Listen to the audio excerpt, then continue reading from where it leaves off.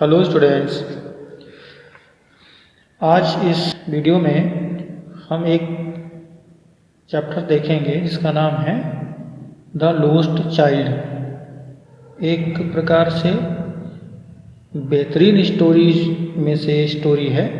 इसके राइटर हैं हमारे सामने मिस्टर मुल्क राज आनंद।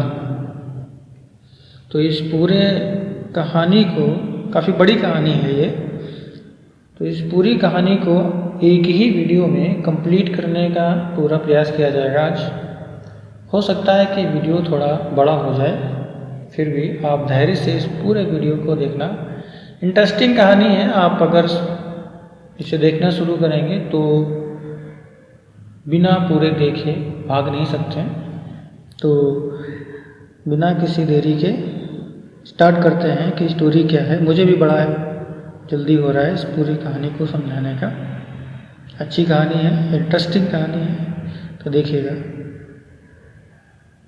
सबसे पहले हम देखेंगे इस कहानी में जो मुख्य सार हैं, उस सार को देखेंगे क्या है मुख्य सार इस कहानी के।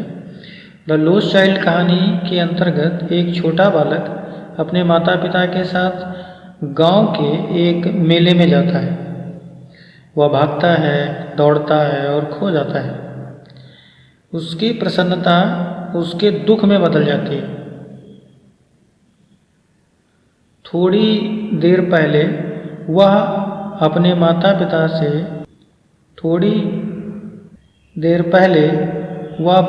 पिता से भांति भांति की चीज़ें मांग रहा था, परंतु अब उसे केवल अपने माँ बाप चाहिए। इस कहानी में बाल मनोविज्ञान का सुंदर चित्रण किया गया है। सुंदर चित्रण। पूरी कहानी बाल मनोविज्ञान पे आधारित है। इंटरेस्टिंग कहानी है। आपको सार से ही समझ में आ गया होगा कि इस कहानी में क्या होने वाला है। तो फिर चलते हैं टू द पॉइंट। कहानी को एक एक पॉइंट में समझाने का प्रयास करूँगा। इस कहानी में जो भी चीज़ें हैं वो सारी की सारी टू द पॉइंट मैं आपको बताऊंगा। तो टू द पॉइंट में पहली हेडिंग आपके सामने है द फेस्टिवल ऑफ स्प्रिंग। मतलब स्प्रिंग मतलब होता है बसंत। तो बसंत का यहाँ पर फेस्टिवल है, बसंत का त्यौहार है। तो बसंत के त्यौहार में क्या चीज़ें हैं वो आगे देखते हैं इस पूरे लेक्चर में। तो आपके सामने it was the day of the spring fair outside the city. शहर के बाहर, आउटसाइड द सिटी का मतलब क्या हो जाएगा, शहर के बाहर। स्प्रिंग फेयर बसंत का मेला था, ठीक है। और इट वॉज द डे मतलब ये एक दिन था। पूरे मीनिंग लाइन को अगर समझें तो शहर के बाहर बसंत के मेले का दिन था, यानी पूरे शहर में बसंत का मेला लगा हुआ था। आगे देखें, people were going to the fair with joy. लोग आनंद के साथ, विद जॉय मतलब आनंद के साथ मेले को जा रहे थे। डन। फिर से एक बार देखें, लोग आनंद के साथ मेले को जा रहे थे। A little boy was also running with Joy between his parents legs. एक छोटा सा बच्चा भी, ऑल्सो मतलब भी, एक छोटा सा बच्चा भी अपने माता पिता के पैरों के बीच में, बिटवीन मतलब बीच में, आनंद के साथ दौड़ लगा रहा था, ठीक है। क्या कह रहा है कि एक छोटा सा बच्चा अपने माता पिता के पैरों के बीच में आनंद के साथ दौड़ लगा रहा था, ठीक है। आगे देखते हैं। These were fields, flowers and songs on the way leading to the fair. Leading to the fair का मतलब जो फेयर मेले की तरफ जा रहा है, और वे मीन्स क्या हो जाएगा, रास्ता। जो रास्ता मेले की तरफ जा रहा था वहाँ पर खेत थे, फूल थे और रास्ते में गाना बजाना भी था। ठीक है, यानी कि जो रास्ता मेले की तरफ लीड कर रहा था वहाँ पर बहुत सारे खेत थे, बहुत सारे फ्लावर थे और रास्ते में गाना बजाना भी हो रहा था। चलिए बढ़ते हैं आगे पॉइंट नंबर 2 की तरफ, यानी on the way of fair, मेले के रास्ते पर। तो मेले के रास्ते पर क्या क्या चीज़ें हैं देखते हैं। द चाइल्ड सा टॉयज इन ए शॉप, बच्चे ने एक दुकान पर, ए शॉप मतलब एक दुकान पर खिलौने देखे। टॉयज सा मतलब खिलौने देखे। He asked for a toy, उसने अपने पिताजी से एक खिलौना के बारे में मांग की, कहा। नेक्स्ट देखें।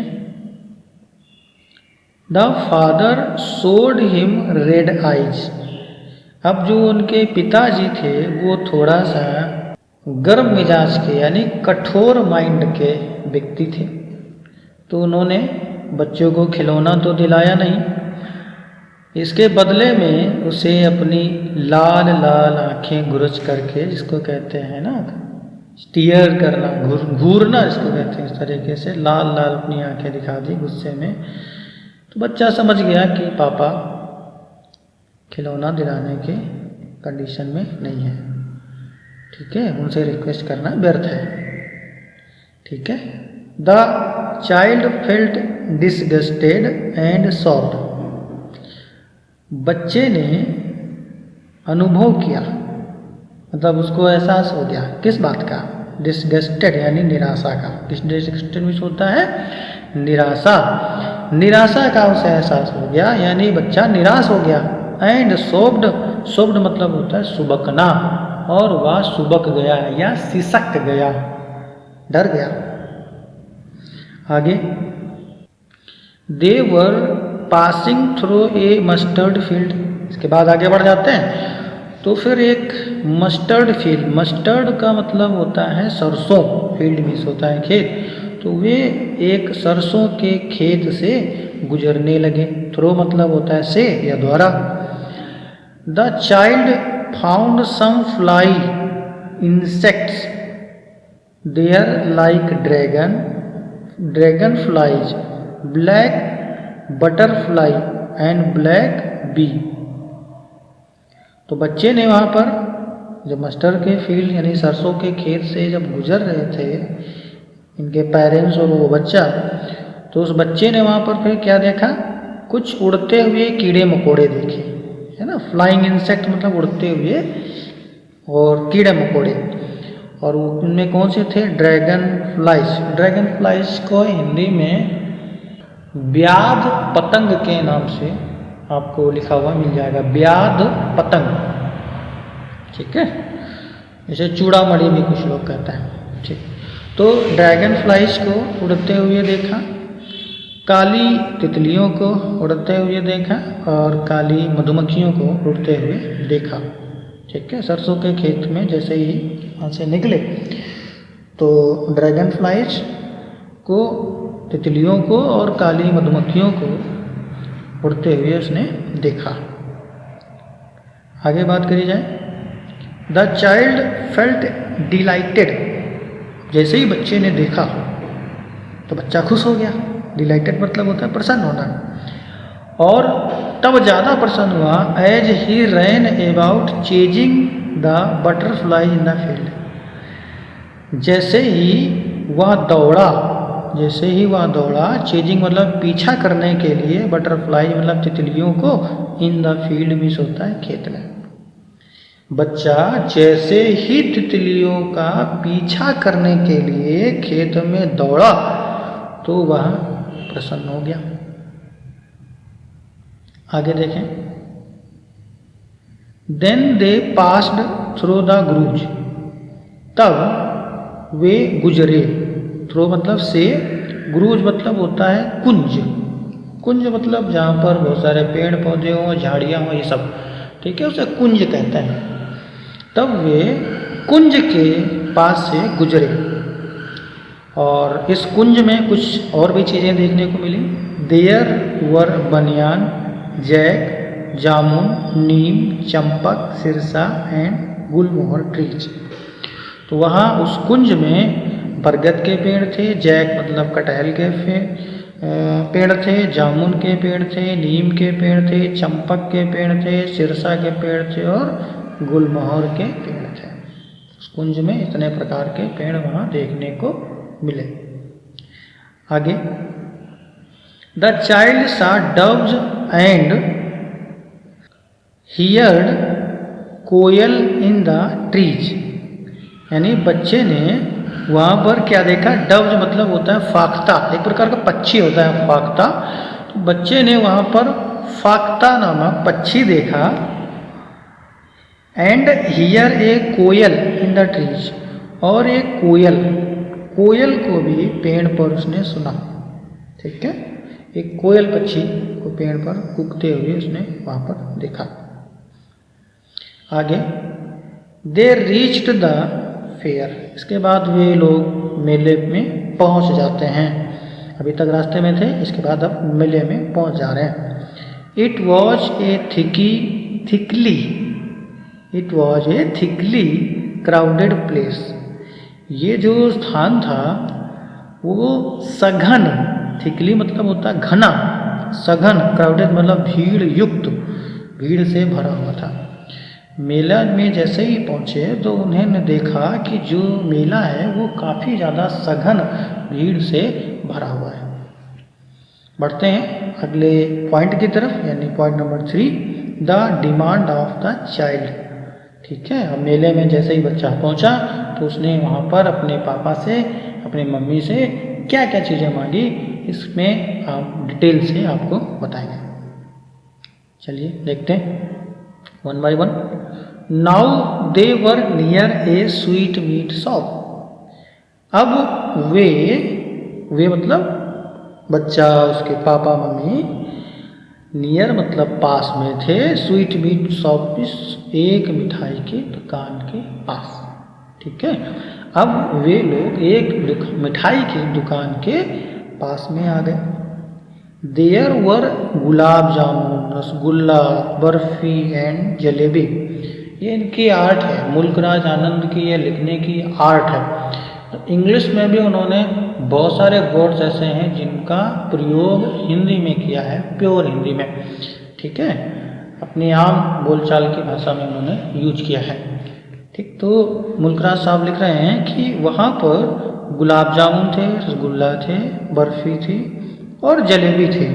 मिठाई की दुकान पे यही सारे आइटम्स बिकते हुए मिलते हैं, तो ये सारे के सारे चीज़ें वहाँ पर थी।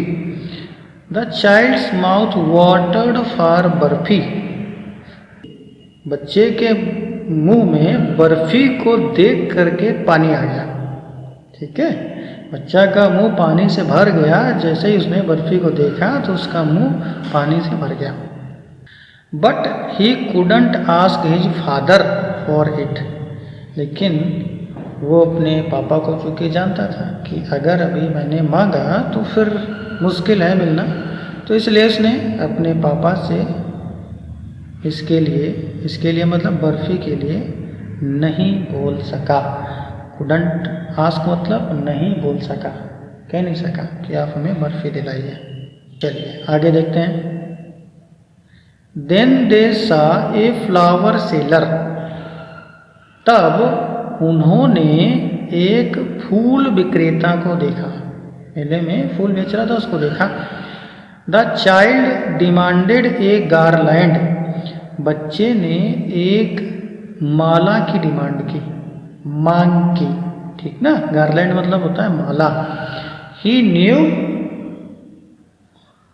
His father's nature. चूँकि बच्चा अपने पापा के प्रकृति को, नेचर मतलब स्वभाव या प्रकृति को जानता था। So he did not repeat his demand. इसलिए उसने अपनी मांग को दोहराया नहीं। ठीक है, बच्चा अपने पापा के स्वभाव को जानता था, इसलिए उसने अपनी मांग को दोहराया नहीं। And moved on with his parents, और अपने पापा के साथ, मम्मी पापा के साथ आगे बढ़ गया। मूव्ड ऑन मतलब होता है आगे बढ़ गया।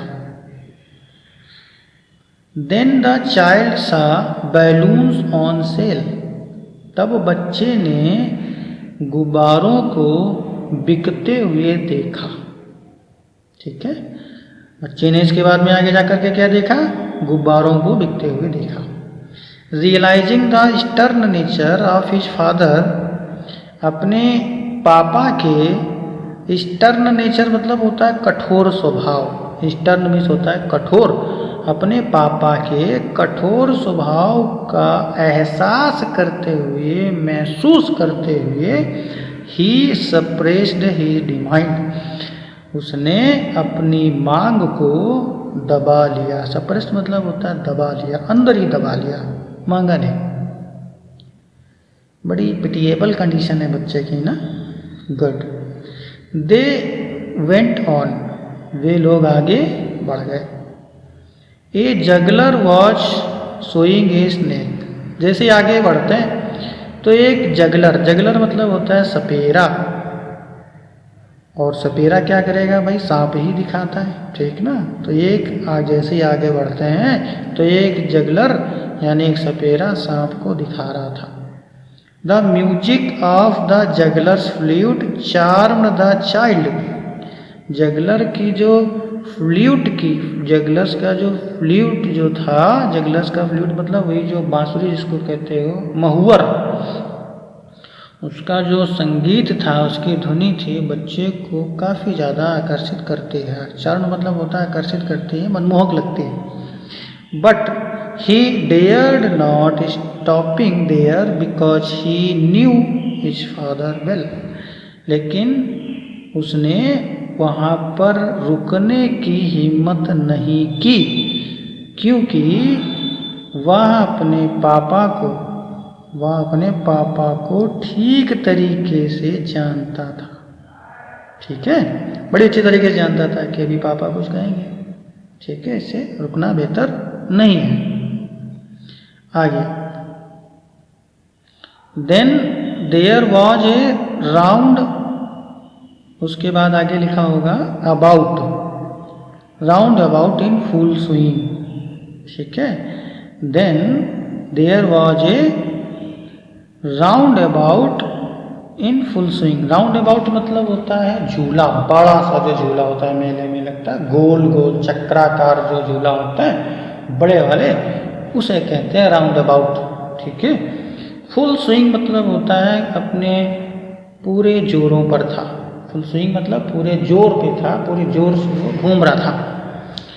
The child enjoyed it's site, बच्चे ने इसके दृश्य का आनंद लिया। इंजॉयड मतलब होता है बहुत ज़्यादा देख करके वो खुश हो गया, आनंदित हो गया, भाव विभोर हो गया।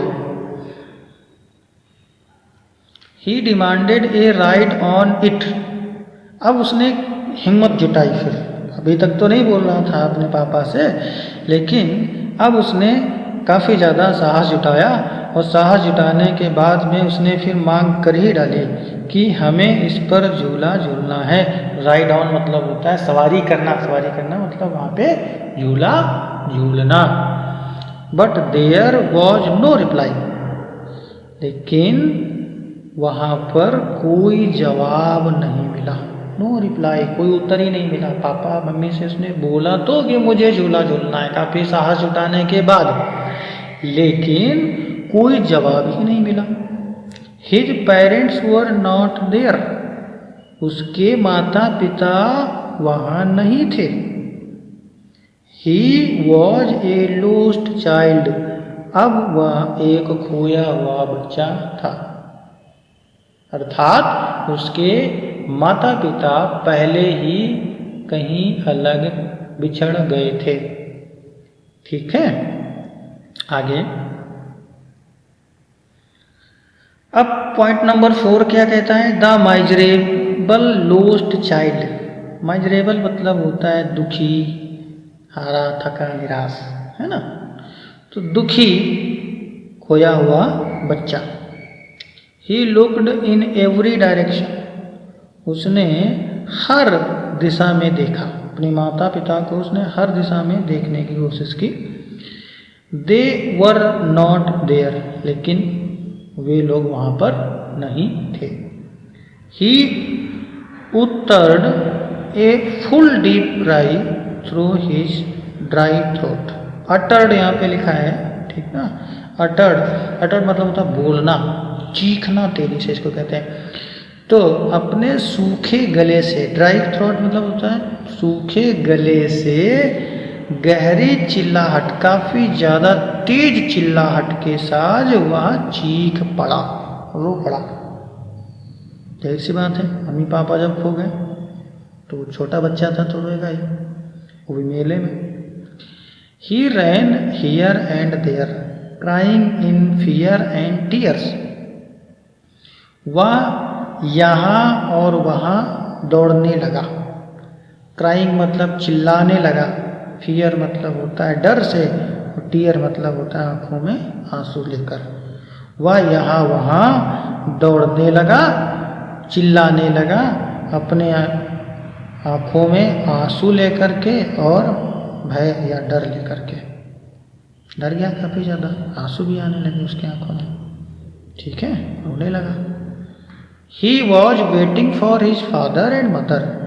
अब वह इंतज़ार करने लगा कि मम्मी पापा उसके आएंगे। इंतज़ार करने लगा किसका? अपने माता और पिता का। अपने माता पिता का वह फिर इंतज़ार करने लगा। His clothes got muddy and dusty।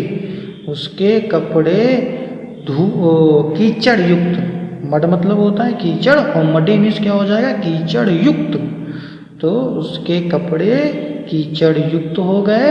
And dusty, dust मतलब होता है धूल, और डस्टी मीन्स क्या हो जाएगा? धूल युक्त। तो उसके कपड़े कीचड़ युक्त और धूल युक्त हो गए। कीचड़ में और धूल में कुल मिला के कपड़े उसके खूब सारे सन गए, ठीक है। आगे, after a while he was too exhausted to run about and weep aloud. कुछ समय के बाद में बच्चा काफ़ी ज़्यादा, टू मतलब होता है काफ़ी ज़्यादा, एग्जॉस्टेड मतलब होता है थक गया, टू रन अबाउट दौड़ दौड़ के, एंड वीप अलाउड जोर जोर से रो के। कुछ देर बाद बच्चा जोर जोर से दौड़कर और जोर जोर से रो करके काफ़ी ज़्यादा थक गया। He stood gazing at people to find his parents। अब वह निहारना शुरू करता है। स्टूड गेजिंग मतलब होता है निहारना, देखना शुरू करता है हर एक चेहरे को। वहाँ पे जो भी पीपल के लोग के जो चेहरे थे उनको देखना शुरू करता है। टू फाइंड हिज पेरेंट्स, अपने माता पिता की तलाश करने के लिए। हो सकता है कि इसी में से उसके पापा मम्मी हो, ठीक ना। तो अब हर एक चेहरे को उसने देखना शुरू करता है, घूरना शुरू करता है। गेजिंग मतलब होता है देखना या घूरना, ठीक ना। नेक्स्ट, निहारना भी होता है बेटा गेजिंग में। चलिए आगे देखते हैं। He entered the temple. इसके बाद में वह फिर मंदिर में प्रवेश कर जाता है। मंदिर के अंदर जो मेन मंदिर था वहाँ पर प्रवेश कर जाता है। The crowd was thick. अब यहाँ की जो भीड़ थी, जो मंदिर जो होता है मेन, मंदिर मेन के पास में भीड़ थोड़ी सी ज़्यादा घनी होती है। सघन मतलब ठीक मतलब होता है सघन यहाँ पे। तो भीड़ जो थी यहाँ पे काफ़ी ज़्यादा सघन थी। और जैसे ही वो मंदिर में प्रवेश करता है, he narrowly escaped being trampled under foot.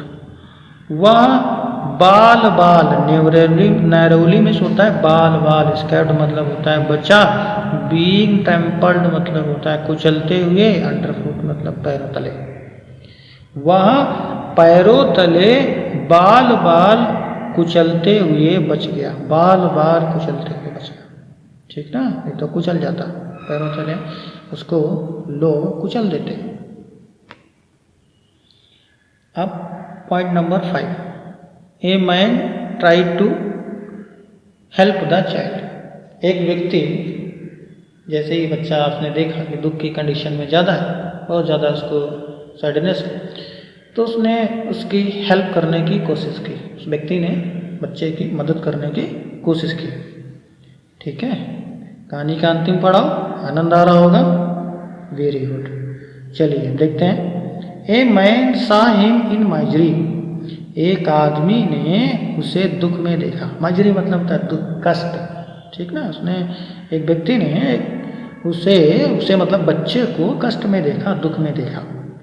He took the child through the fair, but parents were not found anywhere. वह बच्चे को मेले से बाहर लेकर के आया, लेकिन उसके माता पिता कहीं पर भी नहीं मिले, कहीं पर भी नहीं मिले। वहाँ से लेकर के उस आदमी ने बच्चे को वहाँ से निकाला, मंदिर के पास से जो वहाँ से कुचलते हुए बचा था वहाँ से निकाला, लेकिन जब उसने पेरेंट्स की तलाश की तो उसके पेरेंट्स वहाँ पर कहीं पर नहीं मिले। The gentleman offered the child a chance on the round about. अब उस सज्जन व्यक्ति ने, जिसने उसे बचाया, उसने पेशकश की। ऑफर्ड मतलब होता है पेशकश, ठीक ना, ऑफर दिया उसे। क्या ऑफर दिया? बच्चे को एक मौका दिया। किस बात के लिए? राउंड अबाउट पर। राउंड अबाउट मतलब वही जो झूला था, फुल स्विंग में था, झूलने के लिए वो काफ़ी ज़्यादा डिलाइट हो गया था, ठीक ना, उस पर झूलने का एक ऑफर दिया, ठीक है, अवसर दिया, पेशकश की। An offer to listen to the juggler's music, और सपेरा जो था उसकी जो म्यूजिक थी, उस म्यूजिक को सुनने का भी उसने ऑफर दिया। टू हैव बैलून्स, गुब्बारों का भी उसने ऑफर दिया, फ्लावर का भी उसने ऑफर दिया, एंड स्वीट मीट, और जो मिठाई थी उसका भी उसने ऑफर दिया। हो सकता है वो इसलिए ऑफर दे रहा था कि हो सकता है बच्चा रो रहा है, चिल्ला रहा है, तो इस बारे में जैसे ही हम कहेंगे कि ये चीज़ ले लो बेटा, ये चीज़ ले लो, तो मान जाएगा, रोएगा नहीं, इसलिए वो ऑफर दे रहा था, ठीक है। बट एवरी ऑफर, लेकिन हर पेशकश पर the child turn away his face, her offer पर बच्चा अपने चेहरे को घुमा लेता था। एंड क्राइड एमंग सॉब्स, और सिसकियों में चिल्लाता था। एमंग मतलब सिसकियों के बीच में चिल्ला पड़ता था। क्या चिल्ला पड़ता था? I want my mother, I want my father, मुझे मेरी माँ चाहिए, मुझे मेरा पिता चाहिए, ठीक है। बेहतरीन कहानियों में से एक कहानी है मुल्क राज आनंद की, ठीक है। फिर से देख लेते हैं इस लाइन को, बड़ी इंटरेस्टिंग लाइन है। But every offer the child turn away his face and cried among sobs, हर एक ऑफर पर, हर एक पेशकश पर बच्चा अपने चेहरे को घुमा लेता था और सिसकियों के बीच चिल्ला पड़ता था। क्या चिल्ला पड़ता था? कि मुझे ये सब नहीं चाहिए जो आप ऑफर कर रहे हैं, मुझे मेरी माँ चाहिए, मुझे मेरे पिता चाहिए, ठीक है। होप आपको ये कहानी बड़े अच्छे से समझ में आई होगी, ठीक है। और अच्छी कहानियों में से एक कहानी है, इसके जो क्वेश्चंस और आंसर्स हैं अब आप बड़ी आसानी से सॉल्व कर पाएंगे। इसके अलावा अगर आपको कोई और भी क्वेश्चंस हैं, कोई कमेंट्स हैं, तो आप हमें आराम से मैसेज कर सकते हैं, पर्सनल फ़ोन भी कर सकते हैं। Thank you and God bless you all.